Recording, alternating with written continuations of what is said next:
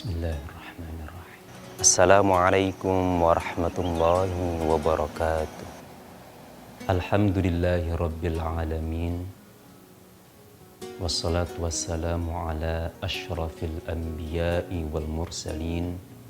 Sayyidina wa maulana Muhammadin. Amma ba'd. Polar TV yang berbahagia dimanapun Anda berada. Jumpa lagi dengan program Titian. Sebagai seorang muslim, kalau kita berkenan mencermati di antara perintah, di antara syariah, biasanya itu diwahyukan melalui malaikat Jibril alaihissalam. Apapun titah dari Allah Subhanahu wa Ta'ala diwahyukan melalui malaikat Jibril kepada baginda Nabi Sallallahu Alaihi Wasallam. Tapi kalau kita bersedia mencermati, ada satu hal yang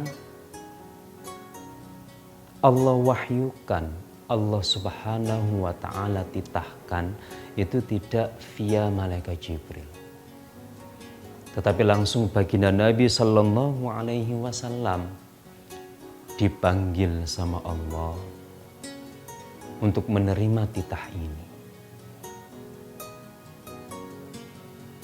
Tak lain dan tak bukan, sebagaimana dalam kisah Isra Mi'raj dalam surah Al-Isra, Subhanalladzi asra bi'abdihi laylam minal masjidil haram ilal masjidil aqsa al-ayah. Tak lain dan tak bukan, titah satu ini yang khusus Allah sampaikan langsung kepada baginda Nabi adalah as-salat, terkait tentang salat. Maka kemudian status salat itu pantas jika kemudian baginda Nabi menyabdakan begini, as-salatu imaduddin. Salat adalah tiang agama. Kemudian dalam redaksi hadis yang lain, Nabi bersabda, awwalu ma yuhasabu bihil abdu yaumal qiyamati as-salat. Yang pertama kali nanti akan dievaluasi oleh Yang Maha Kuasa saat nanti di persidangan akbar adalah tentang as-salat. Mengenai as-salat sebagai seorang muslim, tentu kita sudah sangat akrab dengan aktivitas ini. Dari kecil kita diajarkan, sampai sekarang juga alhamdulillah kita lakukan. Tetapi pernah nggak kita itu mempertanyakan atau mengevaluasi sholat kita? Mempertanyakan, sholat yang sudah saya lakukan ini sudah standar belum ya? Yang pertama. Yang kedua, sholat yang selama ini sudah saya lakukan ini kira-kira sudah diterima apa tidak? Nah, dua pertanyaan ini kalau kita sebagai seorang muslim mestinya harus mencermati, menggunakan dua instrumen ini untuk mengevaluasi sholat kita. Apakah sudah standar? Apakah sudah sesuai dan diterima oleh Yang Maha Kuasa Allah Subhanahu wa Ta'ala? Pertama, apakah sholat kita sudah standar secara syariah? Untuk mengukur kualitas sholat itu standar secara syariah itu mudah dan banyak parameter mengukurnya. Artinya dalam ilmu fikih itu kan sudah ada sekian syarat sah, syarat wajib, kemudian ada rukun sholat, ada sunnah-sunnahnya, sunnah abad, sunnah hayat, ada hal-hal yang membatalkan sholat dan seterusnya.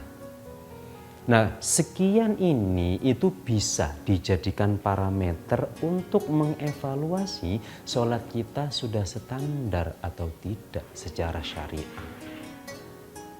Artinya mungkin kita bisa menilai sholat kita standar secara syariah, mungkin, dan itu bisa dilakukan.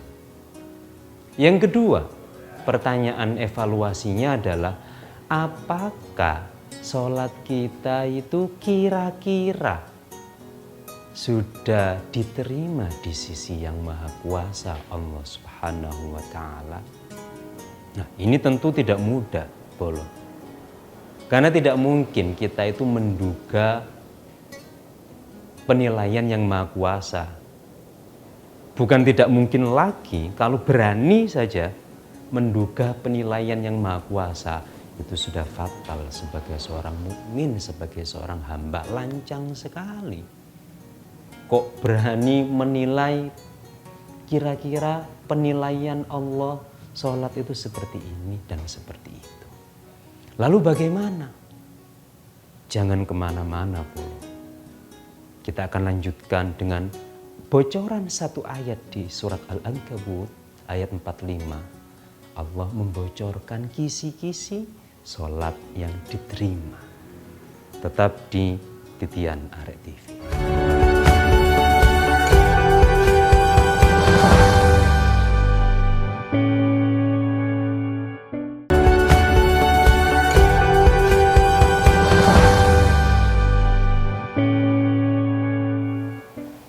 Baik, Bolo, kita lanjutkan untuk mencari bocoran tentang apakah sholat kita itu diterima oleh Allah Subhanahu wa ta'ala. Kalau hanya menilai sholat standar sesuai syariah, mampu kita lakukan dengan wawasan fikih yang mumpuni. Tetapi apakah sholat kita kira-kira? Kenapa saya bahasakan kira-kira? Karena tak satu pun makhluk itu bisa tahu betul apa yang dikehendaki oleh Allah Subhanahu wa ta'ala. Yang kedua, kira-kira sholat kita itu diterima apa tidak?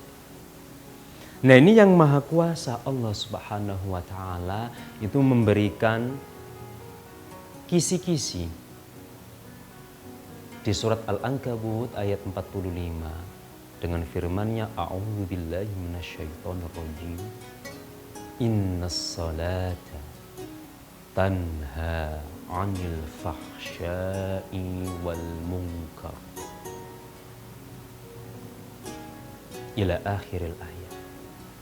Kata Allah, sesungguhnya salat, yang benar-benar salat adalah yang mampu mencegah pelakunya dari fahsya, sesuatu perbuatan yang keji menurut syariah, wal munkar, dan sesuatu yang diingkari oleh syariah.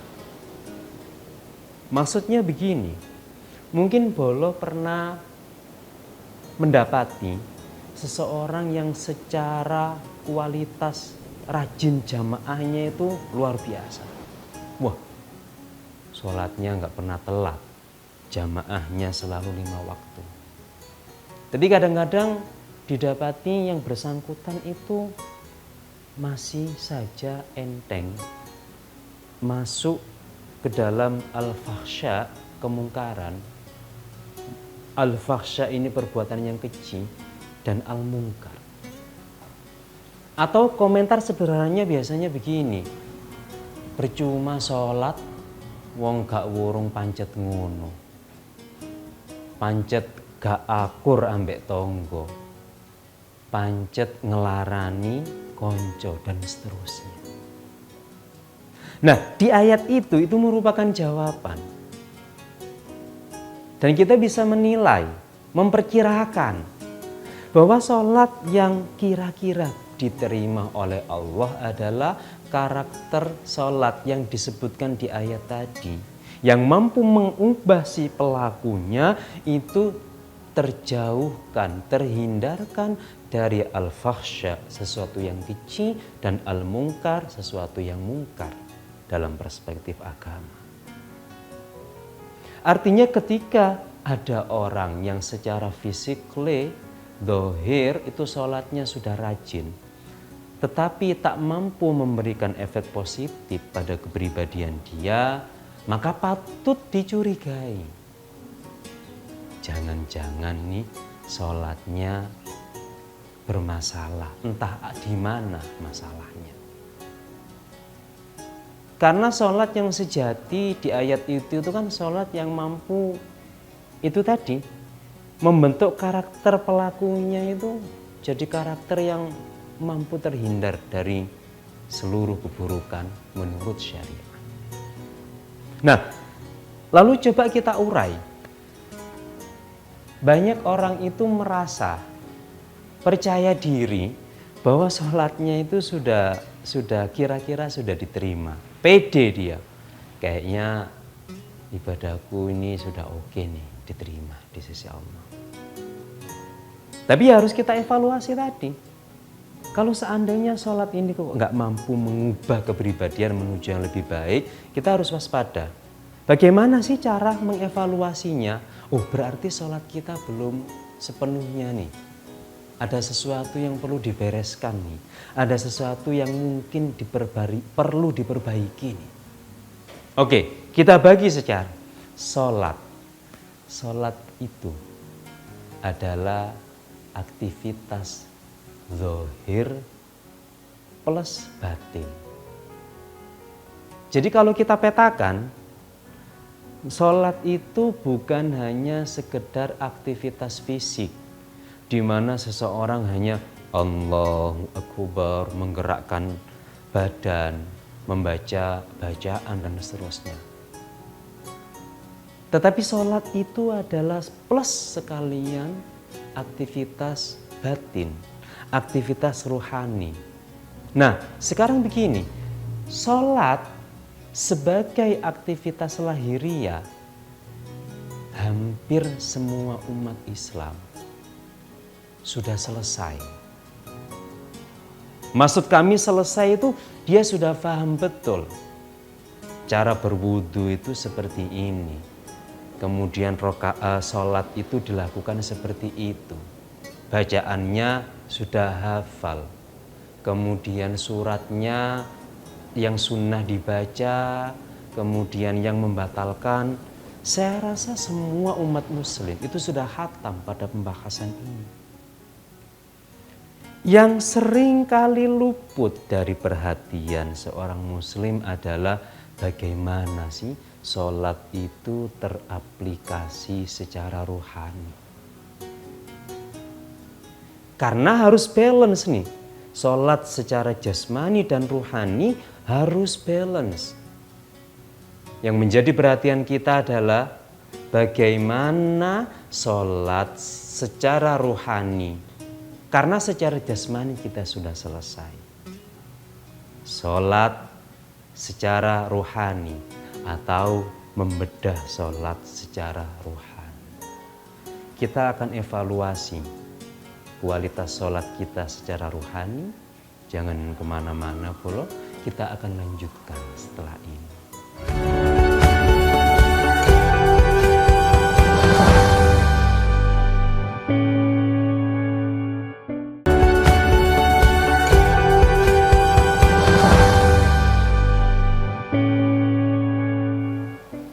Baik Bola Arek TV, kita lanjutkan. Kita mencoba mengevaluasi sholat sebagai ritual jasmani. Yang kedua, sholat sebagai aktivitas ruhani. Sholat sebagai ritual jasmani, kita semua sudah khatam insya Allah, saya yakin itu. Tetapi sholat secara ruhani, ini yang perlu kita beri perhatian. Ada beberapa tips. untuk mengondisikan sholat secara ruhani ini menjadi lebih baik, ini ada beberapa tips dari para ulama-ulama kita rahimahumullahu ta'ala. Di antaranya adalah dalam sufisme, seseorang ketika hendak berangkat mendatangi sholat, sebaiknya terlebih dahulu dia tenangkan kondisi hati dan pikirannya. Sebaiknya dia netralkan semua kerupekan, semua hal-hal yang membuat dia stres atau depresi. Harus dinetralkan terlebih dahulu ketika hendak akan sholat. Sementara yang banyak terjadi, sholat itu dijadikan sebagai pelarian. Seringkali seseorang merasa stres, kemudian menjadikan sholat sebagai pelarian. Mestinya sholat ini bukan dijadikan sebagai pelarian, harus dijadikan sebagai nutrisi harian. Dan ketika mendatangi sholat, semua harus dinetralkan. Ini penting. Kenapa penting? Karena rentetannya adalah pada kualitas kekhusyuan saat sedang sholat. Memang khusyuk itu menurut fikih tidak masuk rukunnya sholat. Artinya ketika seseorang itu menjalankan sholat secara ritual jasmani, sementara pikirannya kemana-mana, perspektif fikih sholatnya dianggap sah. Tapi apa masa kita mau seperti itu? Sementara sholat sendiri tadi di awal saya singgung, saking sakralnya titah sholat, Allah sampaikan langsung kepada baginda Nabi, tidak melalui malaikat Jibril. Pertama, kita netralkan ketika hendak sholat. Kemudian ketika akan bertakbir Allah, bayangkan baginda Nabi memberikan tips, an ta'budallaha ka'annaka tarahu wa illam tarahu fa innahu yarak. Seolah-olah engkau ketika sholat itu menyaksikan Allah Subhanahu wa ta'ala. Kalau tidak sanggup menyaksikan bagaimana? Baginda Nabi memberi tips, maka bayangkanlah, yakinlah bahwa dialah Allah, pasti menyaksikan dirimu. Mindset ini harus dibangun. Setelah kita menetralkan pikiran tadi, begitu Allah, yang kita bayangkan adalah kita hendak sowan kepada Allah. Baginda Nabi memberikan uraian, bayangkan engkau menyaksikan Allah. Jika menyaksikan dirasa terlalu berat, bayangkan saja Allah pasti menyaksikan engkau. Ketika ini sudah terpatri dalam pikiran hati kita, maka ketika sholat pun bukan hanya secara jasmani saja, tetapi rohani kita pun akan terkondisikan pada kekhusyuan, naik lagi, naik lagi, naik lagi. Satu, netralkan semua angan pikiran. Dua, tancapkan dalam hati pikiran, saya ini sedang sowan kepada Allah Subhanahu wa ta'ala, dan saya sedang menyaksikan. Jika tidak sanggup merasakan menyaksikan, yakinlah dia pasti menyaksikan. Itu yang akan menuntun para bolo untuk sampai pada sensasi kelezatan saat menghadap Allah ketika sholat. Dan sensasi itu tidak mungkin dideskripsikan dalam sebuah kata, tetapi harus dirasakan, dibuktikan, dirasakan, dibuktikan sampai kita semuanya diridhoi oleh Allah Subhanahu wa ta'ala. Semoga bermanfaat polo, dan semoga kita semuanya dimampukan oleh Allah Subhanahu wa ta'ala untuk menikmati sensasi indah saat menghadap kepadanya. Amin ya rabbal alamin. Demikian, sampai jumpa di episode berikutnya. Ihdinas siratal mustaqim. Wassalamualaikum warahmatullahi wabarakatuh.